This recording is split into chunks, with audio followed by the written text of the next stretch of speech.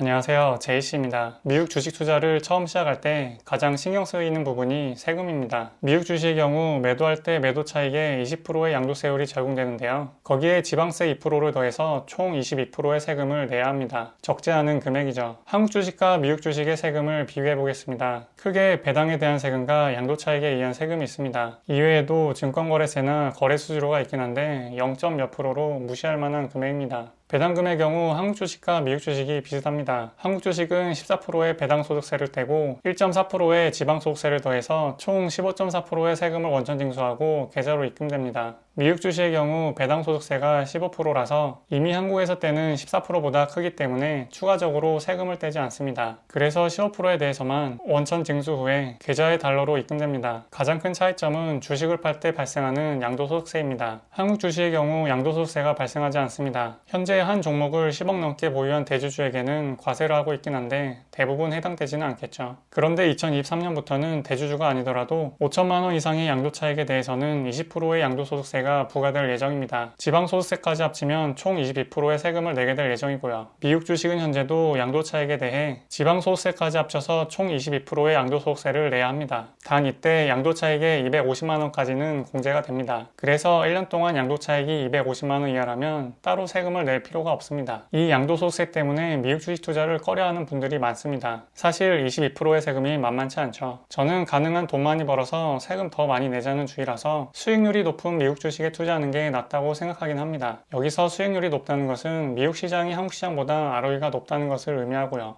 그래도 합법적으로 절세를 할 수 있다면 마다할 이유는 없겠죠. 절세 방법으로 먼저 첫 번째는 1년에 허용하는 기본공제 250만 원만큼 매도하는 것입니다. 이익난 종목에 대해서 250만 원까지는 양도소득세 없이 주식을 처분할 수 있죠. 두 번째 방법은 손실 중인 종목을 팔았다가 다시 사는 방법으로 손실 금액을 확정시켜 놓는 것입니다. 이렇게 확정된 손실이 나중에 얻게 될 양도차익이 합쳐져서 총 양도차익을 줄여줄 수 있습니다. 이런 방법을 텍스 로스 하베스팅이라고 부릅니다. 그런데 두 가지 방법 모두 단점이 있습니다. 먼저 기본공제 250만 원은 시간이 갈수록 투자금이 점점 커질 것이기 때문에 나중에 가면 큰 도움이 되지 않습니다. 1년 동안 250만 원에 대한 22%의 세금은 55만 원인데요. 10년이면 550만 원입니다. 10년 동안 550만 원 공제받는다고 살림살이 나아지지 않습니다. 다음 텍스로스 하베스팅의 경우 장기 투자를 할수록 점점 손실나는 종목들이 줄어들기 때문에 사고 팔 종목이 별로 없게 됩니다. 그리고 큰 손실이 발생할수록 공제가는 금액이 커지는 역설적인 상황이기 때문에 그리 유쾌하지도 않고요. 그나마 괜찮은 방법은 세 번째 방법인데요. 바로 증여를 통한 절세입니다. 미국 주식을 가족에게 증여할 경우 증여받는 사람의 매수가는 증여 시점 전후 2개월 종가의 평균으로 바뀝니다. 예를 들어 제가 미국 주식 1억 원을 매수했는데 이게 2억 원으로 올랐다고 가정해 보겠습니다. 제가 이 주식을 매도할 경우에 기본공제 250만 원을 제외하고 2,145만 원의 양도소득세를 내야 합니다.